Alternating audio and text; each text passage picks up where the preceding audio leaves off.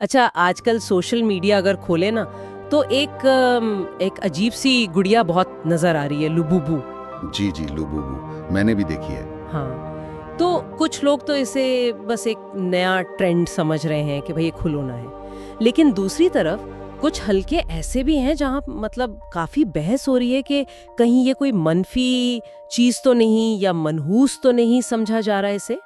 صحیح۔ تو آج ہم نے سوچا کہ اسی موضوع پر جو ہمیں مواد ملا ہے اس کا تھوڑا جائزہ لیتے ہیں، دیکھتے ہیں یہ الگ الگ رائے کیوں ہیں اور پھر اسلامی تعلیمات اس حوالے سے کیا کہتی ہیں۔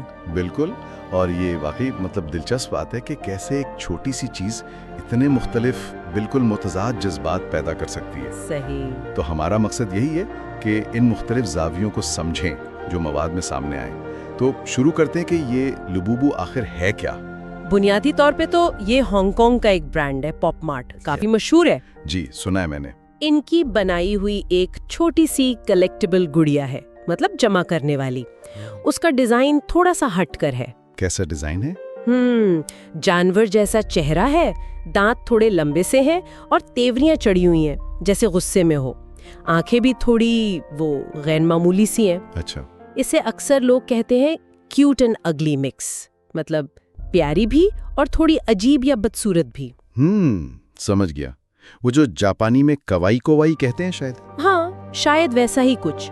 اور یہ آج کل سوشل میڈیا پہ بہت وائرل ہے، لوگ سجا رہے ہیں، ریلز بنا رہے ہیں اس پر، اور یہ مطلب سستی بھی نہیں ہے، اچھی خاصی قیمت ہے اس کی۔ اچھا، مہنگی ہے؟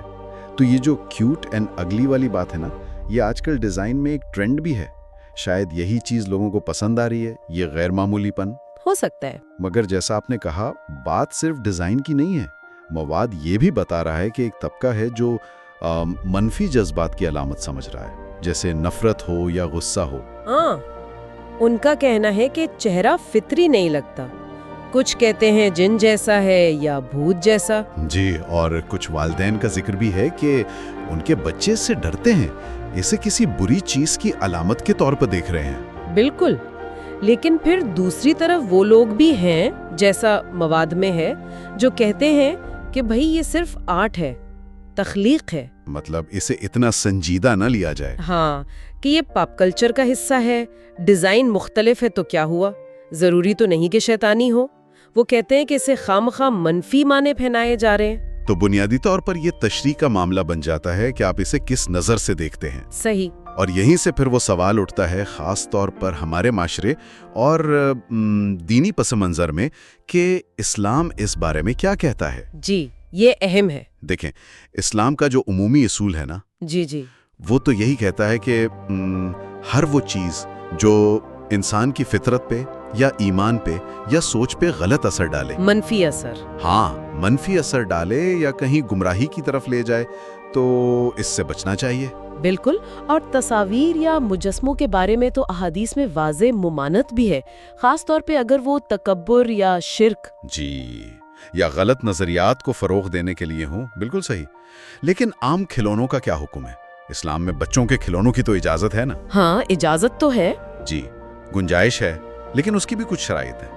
بنیادی شرط یہی ہے کہ وہ کھلونا خود کسی شرک یا گمراہی یا کسی غلط عقیدے کی نمائندگی نہ کرتا ہو۔ اچھا، تو اگر لبوبو کو صرف ایک کھلونا سمجھا جائے، مطلب اس سے کوئی تہم پرستی وابستہ نہ ہو، کوئی جادو ٹونے والا معاملہ نہ ہو، اور اسے کسی خاص منفی عقیدے کے تحت نہ رکھا جائے، تو پھر شاید ٹھیک ہے۔ تو بظاہر صرف کھلونا ہونے کی حیثیت سے اس میں حرج نہیں لگتا۔ لیکن مواد میں یہ نکتہ بھی تھا کہ اگر لوگ اسے کوئی روحانی چیز سمجھنے لگیں یا کوئی جادوئی حیثیت دیں، ہاں، یہ اہم نکتہ ہے، یا کسی رسم میں استعمال کریں یا بس گھر میں سجا کر رکھیں ہی اس نیت سے کہ اس سے کوئی منفی تاثر پھیلے، تو پھر ظاہر ہے معاملہ بالکل مختلف ہو جائے گا، تب یہ ناجائز ہو سکتا ہے۔ یعنی سب سے اہم چیز نیت اور استعمال ہے۔ صحیح کہا۔ دراصل یہی بات ہے، یہ صرف گڑیا کی شکل کا سوال نہیں رہا، پھر اس سے جڑے ہوئے معنی کیا ہیں، معاشرہ اسے کیسے دیکھ رہا ہے، یہ بھی اہم ہو جاتا ہے۔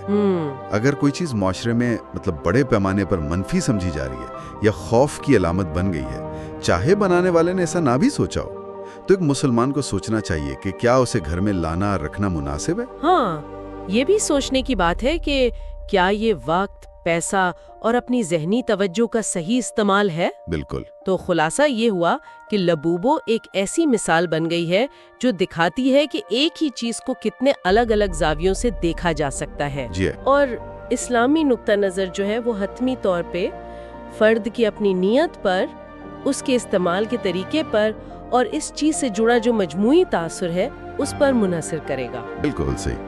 کلیدی بات یہی ہے کہ اسلام ہمیں چیزوں کو صرف اوپر سے دیکھنے کے بجائے ان کی گہرائی میں جانے کو کہتا ہے. ان کی حقیقت کیا ہے، ان کے اثرات کیا ہو سکتے ہیں، ہمارے عقیدے پر ان کا کیا اثر پڑ سکتا ہے، اس کسوٹی پر پرکھنا چاہیے. تو اگر کوئی اسے صرف آرٹ سمجھتا ہے یا کلچر کا حصہ اور اس سے کوئی منفی احساس نہیں جڑا، تو شاید اس کے لیے ٹھیک ہو. لیکن اگر دل میں کوئی خلش ہے، کوئی شک ہے، تو پھر احتیاط کرنا ہی بہتر ہے. صحیح. اور یہ ہمیں ایک بڑے سوال کی طرف بھی لے جاتا ہے جو صرف لبوبوں تک محدود نہیں ہے. جی، کیا سوال؟ کہ آج کل کی جو یہ تیز رفتار ثقافت ہے، بصری ثقافت، روز نئے ٹرینڈز آتے ہیں، تو ہم کیسے فرق کریں کہ کون سی چیز بس ایک بے ضرر فیشن ہے اور کون سی چیز ممکنہ طور پر ہمارے لیے یا معاشرے کے لیے نقصان دہ ہو سکتی ہے؟ خاص طور پر جب نیتیں اور تاثرات اتنے مختلف ہوں، اتنے بکھرے ہوئے ہوں. بالکل. یہ ایک اہم سوال ہے جس پر شاید سب کو غور کرنا چاہیے.